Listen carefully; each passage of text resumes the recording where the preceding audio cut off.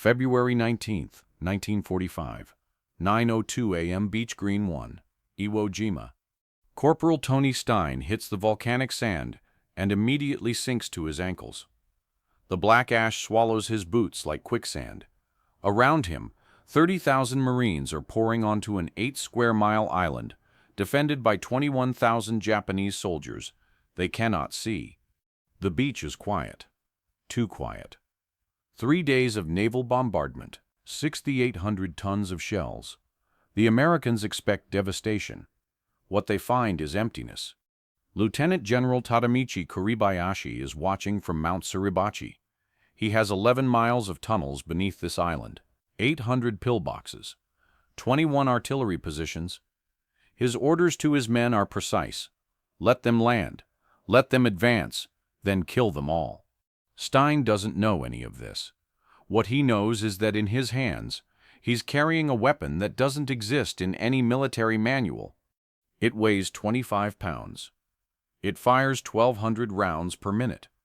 It was built from a crashed airplane, a broken rifle, and scrap metal. The Marine Corps calls it unauthorized field modification. Stein calls it the Stinger. In the next 8 hours, this improvised weapon will kill 20 Japanese soldiers, destroy multiple fortified positions, and earn Stein the Medal of Honor. But the real story starts 14 months earlier, on a different island, with a different problem. November 1st, 1943, Empress Augusta Bay, Bougainville Island, 6:34 a.m. The Marines hit the beach at dawn. Within 90 minutes, they're dying. Not from artillery, not from naval guns, from something worse. Snipers. Japanese snipers have turned the jungle into a killing field. They hide in trees 60 feet above the forest floor. They wait for hours without moving. They fire one shot. They disappear.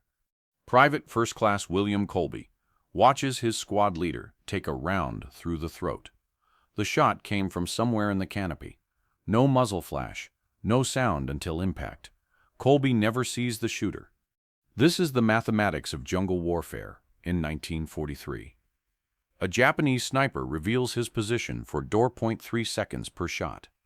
A Marine machine gun crew needs 4.2 seconds to acquire a target and open fire. The sniper is gone before the first round leaves the barrel.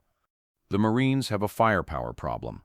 Their standard machine gun, the M1919A4, fires 400 to 500 rounds per minute.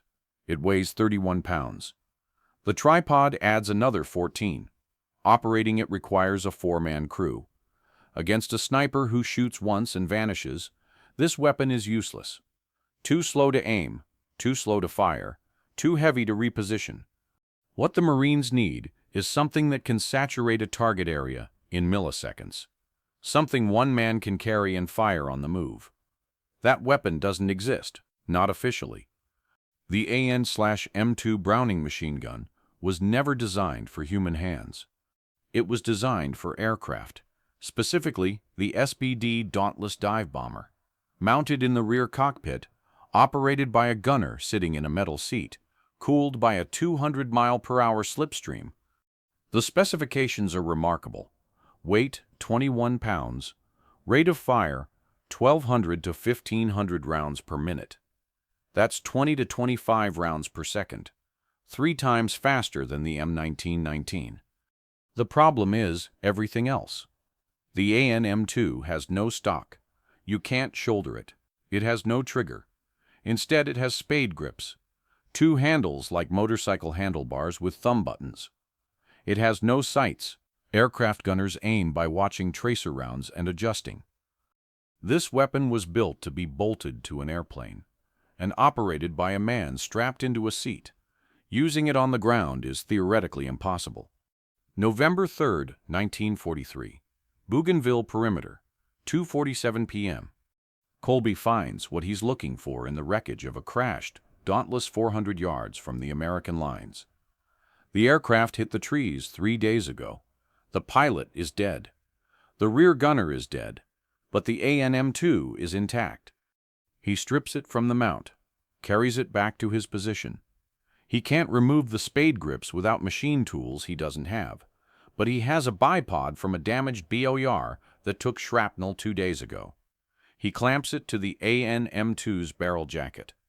It's crude, the fit is wrong, but it holds. That evening, Japanese soldiers probe the perimeter. Colby hears movement in the tree line. He drops prone, positions the modified AN-M2, and waits. 3 figures emerge from the jungle at 40 yards. Colby presses the thumb button. The AN-M2 screams. 1,200 rounds per minute. Sounds like tearing canvas, not individual shots. In 1.5 seconds, he fires 30 rounds. All 3 Japanese soldiers go down. The concept is proven. The AN-M2 can work on the ground. But Colby's modification is barely functional. The spade grips make precision aiming impossible. He can't move with it. He can only fire from prone. Someone needs to solve the engineering problems. Sergeant Milan Melgrevich, 3rd Parachute Battalion, is not a typical Marine. Before the war, he worked in a machine shop in Mountain Iron, Minnesota. Population 967. He learned to weld at 14. By 18, he could fabricate parts from technical drawings. By 22, he was designing his own tools. The Paramarines recruited him because they needed men who could think mechanically. Parachute troops fight behind enemy lines without supply chains. When equipment breaks, they fix it. When equipment doesn't exist, they build it. Grevich sees Colby's improvised AN-M2. He sees the potential. He sees the problems. The AN-M2 has no stock, so Grevich acquires an M1 Garand rifle stock from a damaged weapon. He cuts it down with a hacksaw, hollows out the interior to fit the AN-M2's buffer tube, attaches it with 2 bolts. The spade grips work in an aircraft. On the ground, they're awkward, slow, and prevent instinctive shooting. Grevich fabricates a trigger mechanism from sheet metal. He models it on the M1 Garand's trigger group. The mechanical linkage is complex. It has to translate finger pressure into electrical contact with the AN-M2's solenoid. It takes him 2 weeks to get it right. The AN-M2 has no sights. Aircraft gunners aim by watching tracer fire, but you can't aim tracer fire in daylight against a target that shoots once and disappears. Grevich removes the rear sight from a BAR, machines an adapter plate, and mounts it on the AN-M2's receiver. The weapon needs to be portable. One man, moving fast through jungle terrain. The BAR's bipod becomes both forward grip and ground support. Grevich attaches it just ahead of the receiver. The result is ugly. Frankenstein's machine gun, a hybrid of 4 different weapons held together by bolts, welds, and improvisation. It weighs 25 pounds. It's 40 inches long. It fires 1,200 rounds per minute. And one man can carry it and move with it. Grevich names it the Stinger. The sound it makes, that tearing canvas roar, stings the ears. The effects on targets sting considerably more. But Bougainville ends before the Stinger sees combat. The 3rd Parachute Battalion ships home. The Paramarines are disbanded in February 1944. Grevich transfers to the 28th Marines, 5th Marine Division. He brings the Stinger design with him. Corporal Anthony Michael Stein was born September 30th, 1921, in Dayton, Ohio, son of immigrants from Austria-Hungary. His father worked in a factory. His mother cleaned houses. Stein dropped out of high school at 14. Not because he was stupid, because his family needed money. He got a job at Patterson Field as a tool and die maker. For 7 years he machined parts from metal blanks, learned to work with steel, aluminum, bronze, learned to read blueprints, learned precision. In September 1942, he enlisted in the Marine Corps, not the regular Marines, the Paramarines. The toughest training the military offered. He was 5 feet 6 inches tall, 130 pounds. The instructors looked at him and saw a washout. They were wrong. Stein graduated first in his class in hand-to-hand combat, first in marksmanship, 3rd overall. What he lacked in size, he made up in ferocity. Bougainville changed him. 20 months of combat.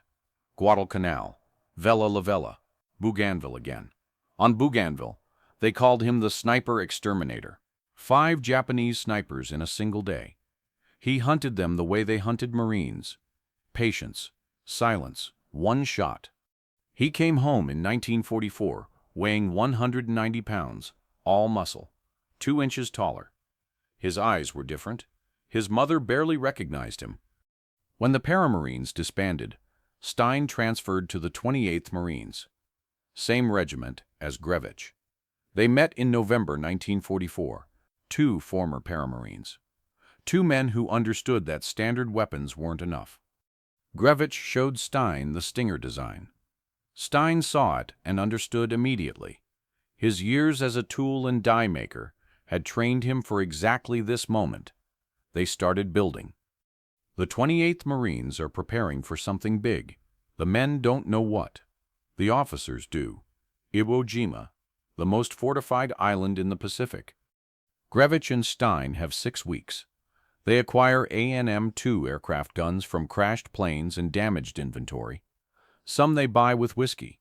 Some they trade for. Some simply disappear from supply depots. They work nights in a maintenance shed at Camp Pendleton. Stein handles the precision machining. Grevich handles the assembly and testing. 6 Stingers, that's all they can build in time. Grevich is in G Company. He takes 1 Stinger himself.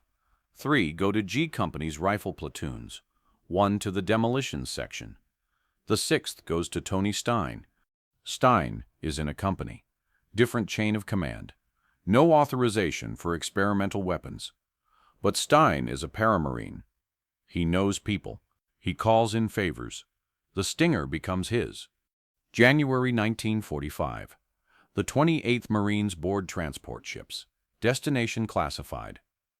On the voyage, Grevich and Stein make final modifications. They're still adjusting the trigger mechanisms when the ships anchor off Iwo Jima. Iwo Jima is 8 square miles of volcanic rock and black sand. It looks like the surface of the moon. Nothing grows. Nothing lives except the 21,000 Japanese soldiers dug into its tunnels. Lieutenant General Kuribayashi has had 10 months to prepare. He knows the Americans are coming. He knows he cannot stop them from landing. He knows he cannot win. His strategy is different. He will make the Americans pay for every yard. He will kill so many Marines that America will hesitate to invade Japan itself. The defense system is engineering genius. 11 miles of tunnels connect 800 pillboxes, bunkers, and artillery positions. Soldiers can move underground from one end of the island to the other. They can appear, fire, and vanish. They can take casualties, retreat through tunnels, and re-emerge behind American lines. Every inch of the beach is pre-registered for artillery fire. Kuribayashi's gunners have rehearsed for months. They know the exact coordinates of every landing zone. His orders to his men: no banzai charges, no suicidal attacks. Kill 10 Americans before you die. The Marines expect to take the island in 5 days. It will take 36.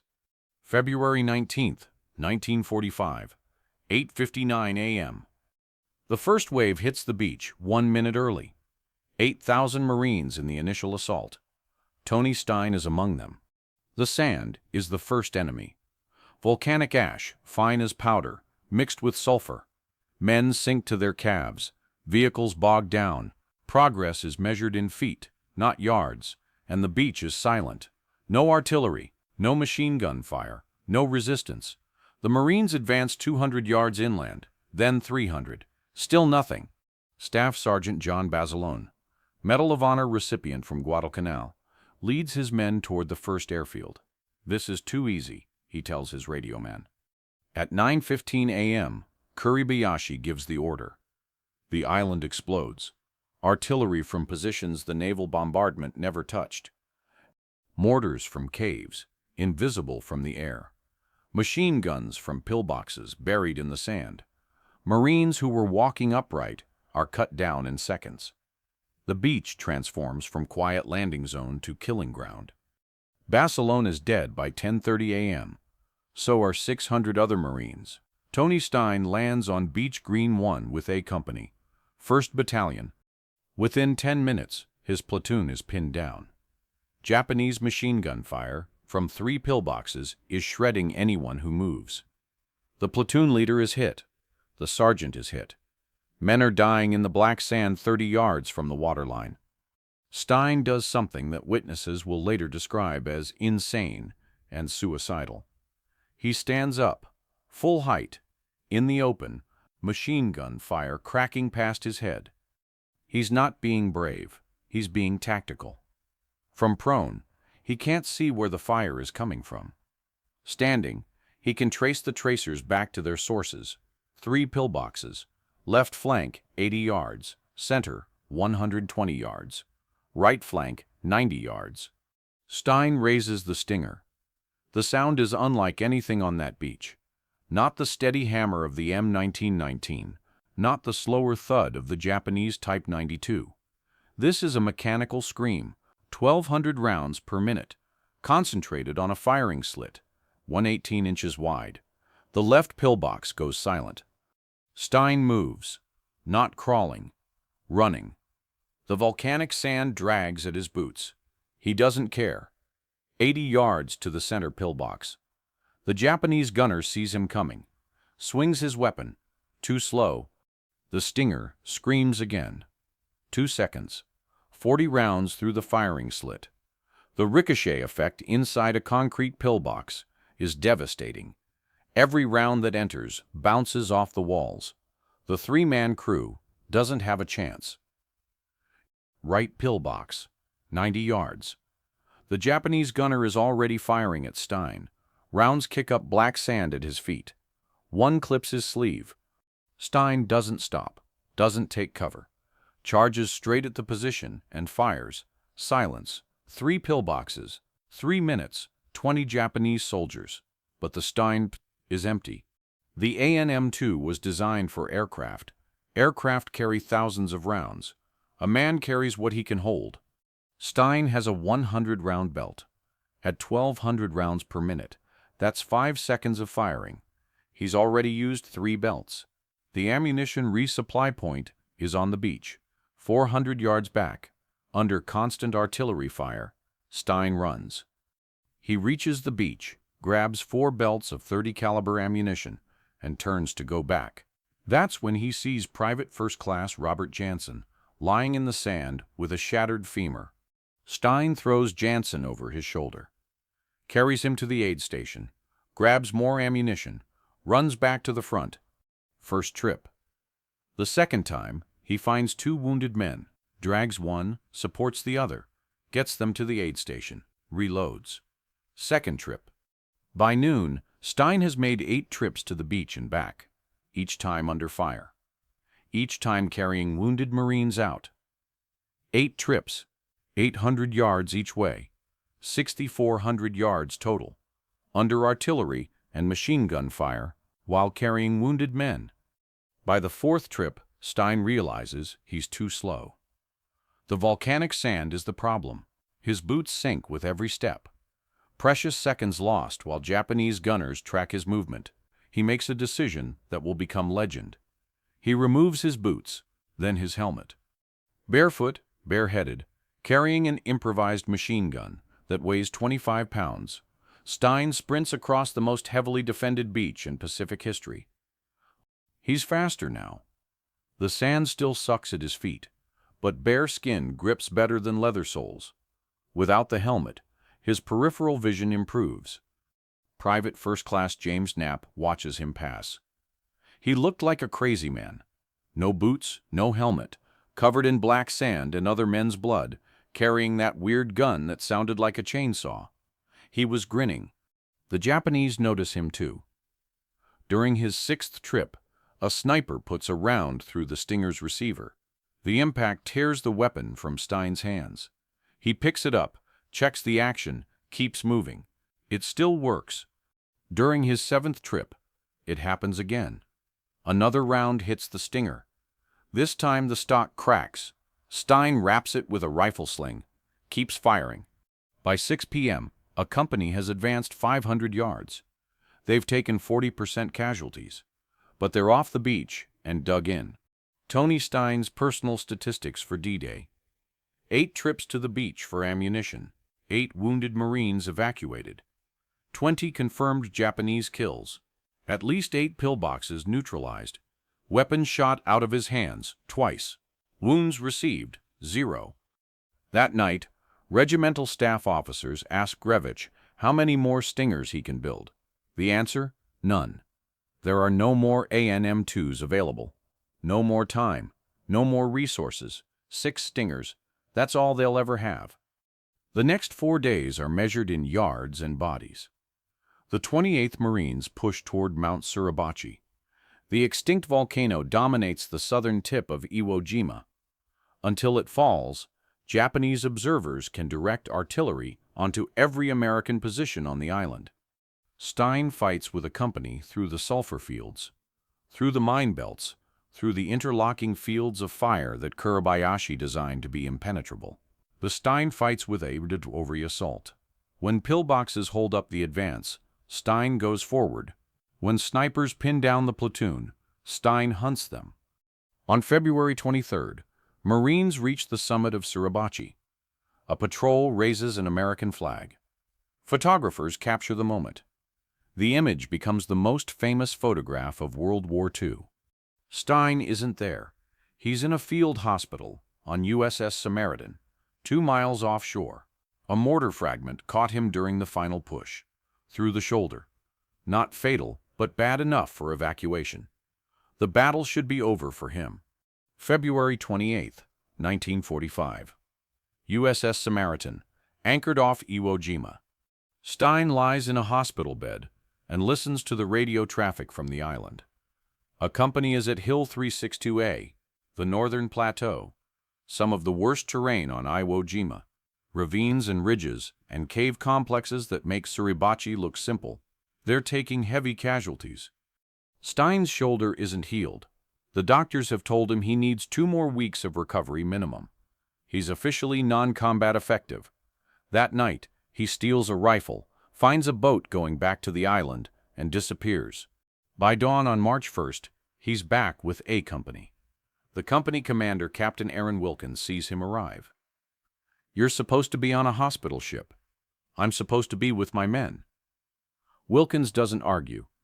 He needs every Marine he can get. March 1st, 1945, 2:15 p.m. A company is pinned down in a ravine 200 yards from Hill 362A. Japanese machine gun fire from 3 positions makes movement impossible. 2 attempts to flank have failed with casualties. Stein volunteers to lead a patrol, 19 men. Their mission: locate the machine gun positions and destroy them. The Stinger is damaged. The stock is cracked. The trigger mechanism is loose. Stein has rewrapped it with wire and tape. It still fires. The patrol moves up a narrow draw, volcanic rock on both sides, no cover. At 2:47 p.m., they locate the first machine gun position. Built into a cave mouth, excellent field of fire. The Japanese gunner sees them at the same moment. Stein reacts first. The Stinger screams. Rounds slam into the cave entrance. The Japanese gun goes silent. Stein signals the patrol forward. They're 50 yards from the second position when the sniper shoots. 1 round, 7.7 millimeter, through Tony Stein's throat. He's dead before he hits the ground. The patrol completes the mission. They destroy all 3 machine gun positions. A company advances and takes Hill 362A. Stein's body is recovered that evening. He's buried in the 5th Marine Division Cemetery on Iwo Jima. Plot 5, Row 6, Grave 1007. The Medal of Honor recommendation goes up the chain of command. 15 separate endorsements. More than any other recipient in the Pacific Theater. Every officer who witnessed his actions writes a statement. Every surviving Marine from A Company signs. The citation reads, "For conspicuous gallantry and intrepidity at the risk of his life above and beyond the call of duty, the first man of his unit to be on station after hitting the beach in the initial assault, Corporal Stein, armed with a personally improvised aircraft-type weapon, provided rapid covering fire as the remainder of his platoon attempted to move into position Determined to neutralize the strategically placed weapons, he boldly charged the enemy pillboxes one by one and succeeded in killing 20 of the enemy during the furious single-handed assault. February 19, 1946. 1 year to the day after the landing. In the Ohio State Capitol, Governor Frank Lausche presides over a ceremony. Admiral Richard Pennoyer places the Medal of Honor around the neck of Joan Stein. She's 24 years old, a widow for 11 months. Tony Stein's mother, Rose, stands beside her. She came to America from Austria-Hungary 40 years ago to escape violence. Her son died fighting a different kind of violence, 4,000 miles from the home she made for him. The medal is cold and heavy. Joan will never wear it again after this day. The 6 Stingers built by Grevich and Stein all survived the Battle of Iwo Jima. None of them exist today. The weapons were never officially documented. They appear in no supply records, no serial numbers, no maintenance logs. After the war, they simply vanished. Collectors have searched for decades. Museums have offered rewards. Veterans have been interviewed. Nothing. The most likely explanation is mundane. The Stingers were non-standard weapons. When the war ended, someone probably threw them in a scrap pile with damaged equipment, melted down for aluminum recovery. The weapon that saved dozens of lives, possibly hundreds, was destroyed as junk. The Marine Corps considered adopting the Stinger concept after Iwo Jima. A formal evaluation was conducted in May 1945. The report recommended developing a standardized version to replace the BRUR in infantry squads. Rate of fire, superior. Weight, comparable. Effectiveness, demonstrated in combat. Then Hiroshima, then Nagasaki, then surrender. The war ended. The evaluation was filed and forgotten. The military moved on to different weapons, different wars. But the principle Grevich and Stein discovered remained valid. In Korea, Marines would again complain about the M1919's weight and slow rate of fire. In Vietnam, the M60 machine gun would prove too heavy for jungle warfare. The solution was always the same: lighter weight, higher rate of fire, one-man operation. The M249 squad automatic weapon, adopted in 1984, finally delivered what the Stinger promised in 1945. Magazine fed, 750 rounds per minute, 17 pounds, one operator. It took the military 40 years to build what 2 Marines created in 6 weeks with scraps. Tony Stein was 23 years old when he died. He was the only Jewish Marine to receive the Medal of Honor at Iwo Jima. The son of immigrants who couldn't afford to keep him in school. A tool and die maker who learned to shape metal before he learned to shave. The skills that made him a hero weren't military. They were industrial. The same hands that machined aircraft parts at Patterson Field machined the trigger mechanism of the Stinger. The same eyes that read blueprints read the terrain on Beach Green 1. He didn't wait for the military to solve the firepower problem. He solved it himself. With scrap metal and ingenuity, and the absolute refusal to accept that his men should die because the right weapon didn't exist. USS Stein, a Knox-class frigate, was commissioned in 1972. It served until 1992. A building at Camp Pendleton bears his name. His body was returned to Dayton in 1948, reinterred at Calvary Cemetery a week before Christmas. The grave marker lists his name, his dates, his rank. It doesn't mention the Stinger. It doesn't mention the 8 trips across the beach. It doesn't mention the 20 Japanese soldiers or the 8 wounded Marines he carried to safety. It just says, Medal of Honor. Sometimes that's enough.